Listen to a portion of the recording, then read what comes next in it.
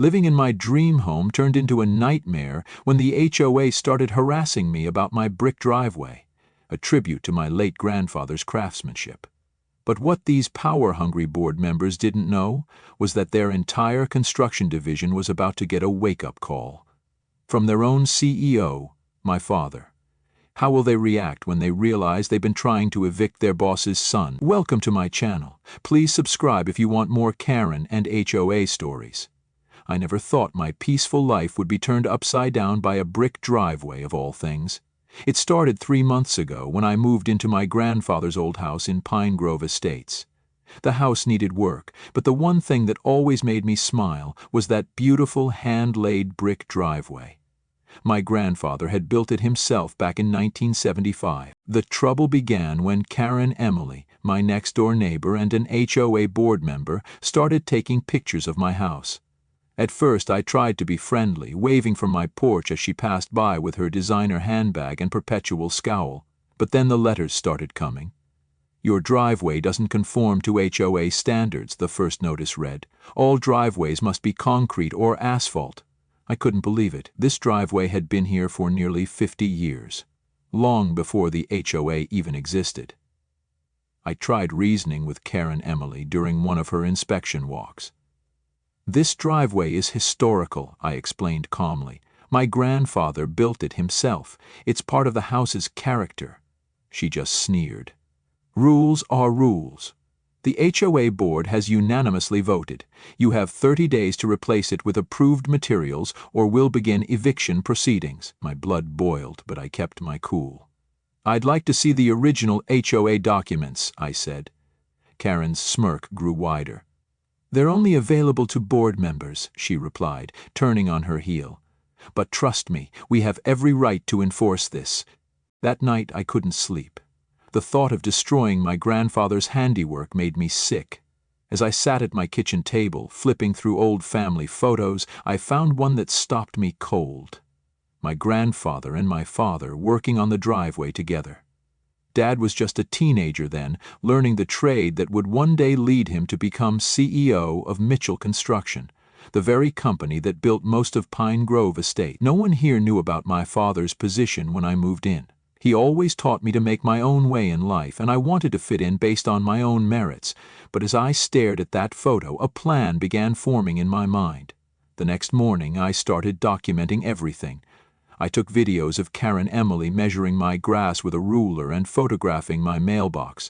I recorded her yelling at other neighbors about their garden gnomes and wind chimes.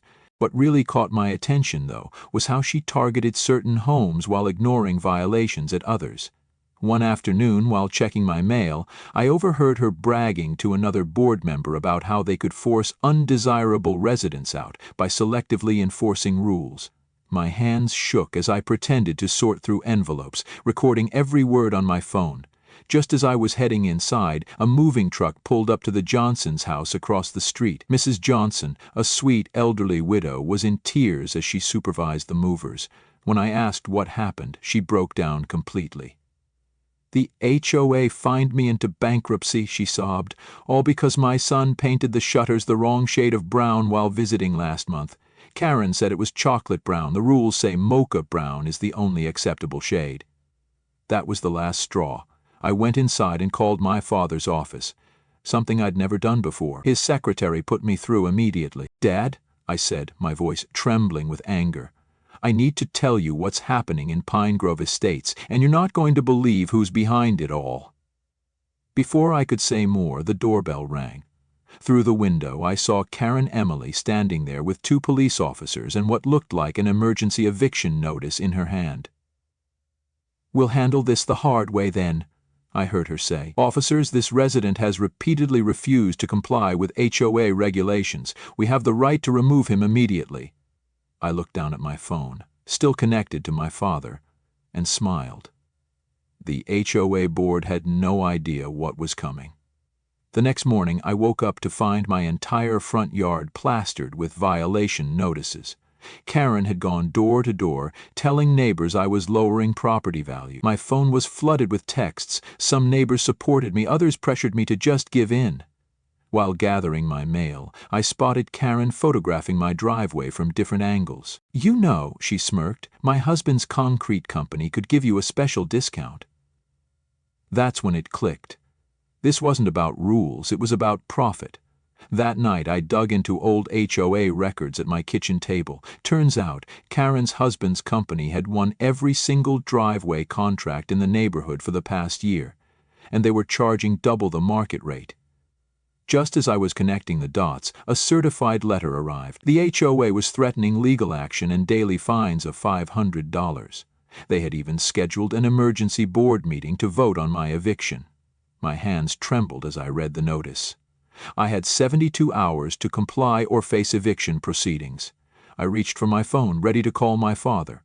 We hadn't spoken in months, ever since a silly argument about my career. He was a big-shot CEO. I had chosen to become a teacher, but before I could dial, another notice slipped under my door. Final warning, driveway removal required within 24 hours. I looked out the window. Karen was leading a group of board members on an inspection tour, pointing at my house and gesturing wildly. What they didn't realize was that I had just discovered something in those old records that would flip their entire world upside down, and it had nothing to do with who my father was. But should I use that information now, or wait for the perfect moment? The next morning I opened the door, and there stood Karen Emily, flanked by 2 police officers and a smug-looking board member. My heart pounded as I remembered the heated argument from last week. "Sir," Karen began with a smug smile, "these officers are here to witness the delivery of your final eviction notice. You have 48 hours to remove those unauthorized bricks or vacate the property." I took a deep breath, trying to stay calm, just like Dad taught me. "Officers," I said, pulling out my phone, "I'd like to show you something." I played the security footage from 3 nights ago. Clear as day, it showed Karen and her husband sneaking onto my property at 2 a.m., trying to pry up my bricks with crowbars. The officer's expression shifted immediately. Karen's face turned pale. That's not what it looks like," she stammered. "Really?" I replied. "Because it looks like criminal trespassing and attempted property damage. And I have more."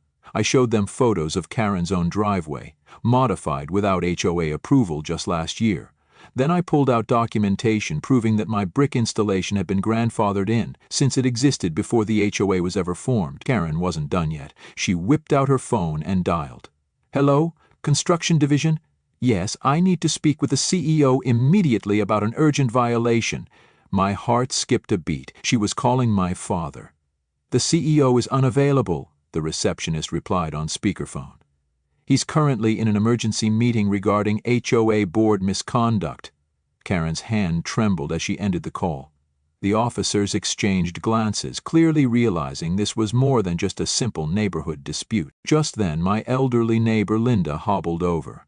"Officers," she said, pulling out her phone, "I need to show you something too." She played a series of videos. Karen harassing other neighbors, issuing fake violations, even admitting to taking bribes. Karen's face went through every shade of red. "This is all lies," she screamed. "Arrest him for non-compliance." One of the officers turned to her. "Ma'am, based on the evidence we've seen, you might want to contact your lawyer instead." As if on cue, my phone buzzed with a text from my father. "Son, don't tell them who I am yet. The board meeting starts in 20 minutes. Keep recording everything." I looked up to see Karen furiously typing on her phone, likely alerting other board members.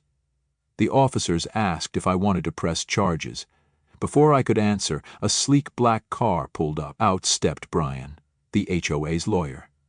Karen's face lit up with relief. "This property dispute needs to be handled internally," Brian said, waving the officers off. "You can go now." But then he looked at me, and his smile faded. I saw the exact moment he recognized me. From last year's company Christmas party. His face dropped. "Karen," he said slowly, "we need to talk, now." He pulled her aside, whispering urgently. Her face shifted from confusion to panic. She looked at me, then at her phone. 10:45 a.m. The board meeting would begin in 15 minutes. What she didn't know was that my father, Kevin, had spent the past week collecting evidence from every resident she had bullied. And the storm was just beginning. HOA approval last year and documentation proving my brick installation was actually grandfathered in from before the HOA even existed. But Karen Emily wasn't done. She pulled out her phone and began dialing. "Hello, Construction Division. Yes, I need to speak with the CEO immediately about an urgent violation." My heart skipped a beat. She was trying to call my father. "The CEO is unavailable," the receptionist responded over speakerphone. "Is in an emergency meeting regarding recent HOA board misconduct." Karen's hand trembled as she ended the call. The officers exchanged glances, clearly realizing this situation was more complicated than a typical HOA dispute. Just then, my elderly neighbor Linda hobbled over. "Officers, I need to show you something too," she said, pulling out her phone. "I've lived here for 40 years, and I've been documenting everything." She played a series of videos, Karen harassing other neighbors, issuing fake violations, and even admitting to taking bribes to overlook certain infractions. The police officers took notes while Karen's face cycled through every shade of red. "This is all lies," she shouted. "I demand you arrest him for non-compliance." One of the officers turned to her. "Ma'am, based on the evidence we've seen, you might want to contact your lawyer instead." As if on cue, my phone buzzed with a text from my father. "Son, don't tell them who I am yet. The board meeting starts in 20 minutes. Keep recording everything." I looked up and saw Karen furiously typing on her phone, likely messaging the other board members. The officers asked me if I wanted to press charges for trespassing and attempted vandalism. Before I could answer, a sleek black car pulled up. A man in an expensive suit stepped out. It was Brian's attorney. Karen's face lit up with relief. "This property dispute needs to be handled internally," Brian announced confidently. "Officers, you can go now." But then he saw me, and his confident smile vanished. He recognized me from the company Christmas party last year. I saw the exact moment he realized whose son he was about to evict. "Karen," Brian said slowly, "we need to talk right now." He grabbed her arm and pulled her aside, whispering urgently. I watched as Karen's expression shifted from smug confusion to full-blown horror. She looked at me, then at her phone. 10:45 a.m. The board meeting would start in just 15 minutes. What she didn't know was that my father, Kevin, had spent the last week gathering evidence from every resident she had harassed. The construction company's internal investigation had uncovered years of kickbacks, falsified violations, and personal vendettas. As Karen and Brian huddled in panicked conversation, Linda winked at me and pointed toward the street. More neighbors were stepping out of their homes, phones in hand, ready to share their own stories of Karen's reign of terror. The stage was set for the most dramatic HOA board meeting in Pine Grove Estates history. But first, I had to decide, should I press charges now or wait and see what my father had planned? Later that day, I stood in my kitchen, staring at the final eviction notice. My phone buzzed again. It was a text from Laura, my next-door neighbor. "Karen's outside taking pictures of your driveway again," she warned.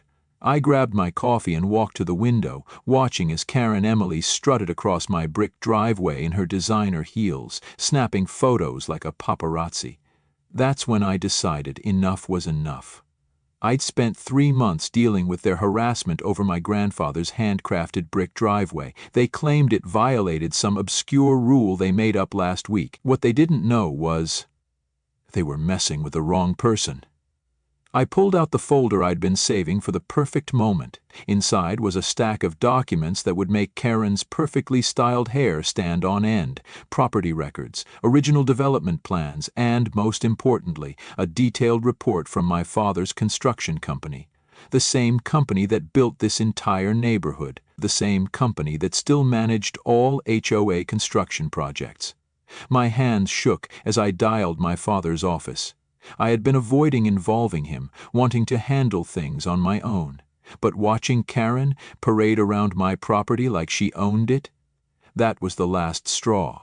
"Dad," I said when he picked up, "remember how you told me to call if the HOA situation got worse? Well, they just served me an eviction notice." The silence on the other end was deafening. Then came his calm, collected voice, the one he used in boardrooms. "Send me everything," he said, "and don't leave out a single detail about Karen's inspections. Just then my security camera pinged. Karen was now outside, measuring my driveway with a tape measure. Her face twisted in smug satisfaction until she saw me walking outside with my phone already recording. "Excuse me," I called out, "but you're trespassing on private property." "I'm the HOA president," she snapped, waving her tape measure like a sword. "I have every right to be here. Your driveway is 3 inches wider than regulation, and these bricks, not the approved color. You have 48 hours to tear it out." I smiled, knowing exactly what was coming next. "Actually, Karen," I said, "I think you'll want to check your emails before making any more threats."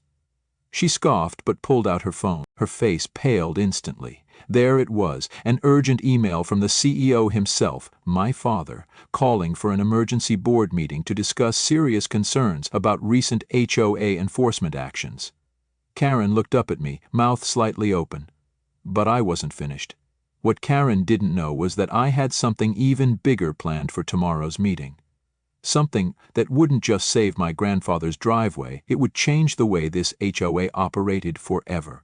As she stomped away in her designer heels, I could already picture the look on her face when she found out every single harassment incident had been documented, every illegal rule change recorded, and every piece of evidence about to land on the desk of not just the CEO, but also the local news station that had shown a lot of interest in my story about HOA abuse of power. I walked back inside, picked up a framed photo of my grandfather laying those bricks 20 years ago. "Don't worry, Grandpa," I whispered. "They're not touching a single one of your bricks. In fact, after tomorrow they might be begging to have driveways just like mine." The sun was setting as I finished preparing my presentation for the board meeting. Suddenly my phone lit up with multiple notifications. It seemed Karen was getting nervous. She'd called an emergency pre-meeting with her most loyal board members. But what she didn't realize was that Laura, my neighbor, was sitting just on the other side of the community center's paper-thin wall. "They're planning to bulldoze your driveway tonight," she texted. "Karen just hired a contractor. They're coming at midnight." I sat back in my chair, heart pounding. Should I call my father, the police, or was it finally time to launch my own plan, the one that would expose not just Karen's abuse of power, but also her secret connection to the very contractor she'd been forcing everyone to use for years? As headlights appeared at the end of my street, I knew I had to make a decision. Fast. I had to make a decision fast. I couldn't believe my eyes when I opened my front door that morning. Karen Emily, flanked by 2 police officers and a smirking HOA board member, stood there with an eviction notice in her hand. My heart raced. I remembered my father's advice: don't reveal his identity until the perfect moment. "We're here to enforce the eviction," Karen said with a smug grin. "Your non-compliant driveway has decreased property values by 15% according to our latest assessment." I stayed calm. Without a word, I pulled out my phone and played the recording from last week's confrontation, where Karen threatened to make life impossible for me unless I replaced my grandfather's handcrafted brick driveway with their approved concrete. The officers exchanged uneasy glances. "Officers," I said firmly, "I'd like to report harassment and attempted extortion." Karen's face went pale. "And I also have evidence that the HOA board has been selectively enforcing rules and accepting kickbacks from their preferred contractors." The board member tried to step in. "These are baseless accusations. We have full authority to—" "Actually," I interrupted, pulling out a thick folder, "here are copies of every approved driveway modification in this neighborhood from the last 5 years, including 3 brick driveways approved just last month for board members' relatives." Karen's confidence cracked. "And," I continued, "I also have proof that the construction company homeowners have been forced to use has been overcharging by 300%, with the profits split between certain board members." Now, the officers were fully focused on Karen and the retreating board member. That's when my phone rang. It was Dad. I put it on speaker. "Son, I'm 5 minutes away," Kevin's voice came through, "and I'm bringing the FBI's real estate fraud division with me. Keep them there." Karen's face went from flushed red to ghost white. "Wait, you're Kevin's son? Kevin? Our CEO?" I smiled as 3 black SUVs turned onto our street. "Maybe," I said, "you should have checked whose son you were trying to evict before starting this little witch hunt." And Karen, that decrepit brick driveway you've been insulting? My grandfather built it using the same bricks he used to lay the foundation of this entire neighborhood 50 years ago." The FBI agents approached. Karen and the board member looked for an escape route, but it was too late. Then came the final blow. My father stepped out of the lead vehicle, not in his usual suit but wearing his original Thompson construction jacket from 1975, the company logo proudly stitched across the back. Neighbors began emerging from their homes, phones recording everything. My father's voice boomed across the driveway. "Board meeting, 1 hour. Karen, bring your resignation letter. We have a lot to discuss about those kickbacks." But just when we thought justice was about to be served, Karen pulled out one last paper, something that even made my father pause. What could she possibly have that would give her the nerve to pull a stunt like this now? That night, the emergency HOA meeting was packed. My father took the podium, introducing himself not only as CEO of the construction company but also, proudly, as my dad. He explained how he had been monitoring the situation, collecting evidence of every illegal action the board had taken. Not only had they violated homeowners' rights, they'd breached their contract with his company by attempting unauthorized construction removal. Karen tried to interrupt, but Dad wasn't done. He clicked through a presentation showing photos of Karen's own unapproved home modifications, violations she had conveniently ignored in her own case. The room erupted in chaos. Neighbors stood up, sharing their own stories of Karen's selective enforcement and harassment. Then Rebecca, a longtime resident, presented her own research. 5 properties had been incorrectly mapped under HOA jurisdiction. The rest of the board, realizing the legal fallout coming their way, immediately distanced themselves from Karen. Then came the final blow. Dad announced the HOA board was being dissolved due to contract violations. New elections would be held the following week. Karen stormed out, threatening to sue everyone on her way out the door. That following week, we held those elections. Rebecca was voted in as the new president and immediately began implementing fair, transparent policies that actually helped our community. As for my brick driveway, it became a symbol of standing up to HOA overreach. Neighbors even started requesting similar brickwork. Now, every time I pull into my driveway, I think of my grandfather, and I know he'd be proud that his final project helped spark real change. The best part? Karen put her house up for sale last week. Turns out, living in a community where you can't bully people isn't her style. Dad and I shared a good laugh over coffee this morning. On my very legal, very beautiful brick driveway, I thought it was finally over. But Karen wasn't done yet. Last Tuesday, I came home to find bright orange violation stickers plastered across my brick driveway. According to her new complaint, my unapproved landscaping modifications were supposedly decreasing property values. I laughed out loud. Through her curtains, I could see Karen watching, clearly expecting another meltdown. Instead, I calmly took pictures of the stickers and called my father. He was furious, but his voice turned sharp and calm. "Play along," he said. "I have the perfect plan to end this, once and for all." The next morning, a full construction crew showed up at Karen's house. They began marking her property lines with bright flags and took detailed measurements. Karen stormed outside in a designer bathrobe, demanding answers. The crew chief handed her a notice. A complete property survey had revealed her rose garden and decorative fence were actually built on HOA common ground. Karen's face turned redder than her roses when she saw who had ordered the survey. Dad had pulled up in his CEO car, right on time. He calmly explained that under the HOA's new compliance initiative, every board member's property would be fully reviewed, starting with hers. And the best part? Karen's violations would cost thousands to fix, but my father, ever the negotiator, offered her a deal. She could keep her garden and fence if she resigned from the board immediately and signed a legal agreement never to file another complaint against any neighbor ever again. The look on her face when she realized she'd been outplayed? Absolutely priceless. Word spread quickly through the neighborhood. Residents who had been silently suffering under Karen's reign of terror began sharing their stories. Soon a petition began circulating to overhaul the entire HOA complaint system.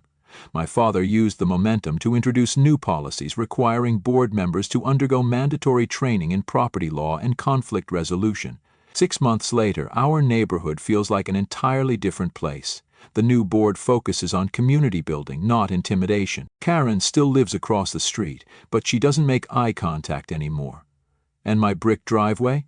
It remains exactly where it belongs, a symbol of legacy, resilience, and the power of standing up to bullies. Sometimes I catch new neighbors admiring it from afar. When they ask, I smile and say, "Let me tell you about my grandfather, and how this driveway changed everything, about my grandfather's craftsmanship and the battle it took to preserve his legacy." I truly thought the drama was finally over. After exposing Karen Emily's illegal swimming pool to the HOA board, I figured she would finally back off. But she wasn't done with me yet. While checking my mail this morning, I noticed a strange white powder scattered all over my brick driveway. The last remaining piece of my grandfather's work. At first I thought it was just leftover salt from the recent snowfall, until I caught a glimpse of Karen Emily hurriedly closing her curtains. My stomach dropped. I grabbed a few samples, called the police, and asked them to document everything.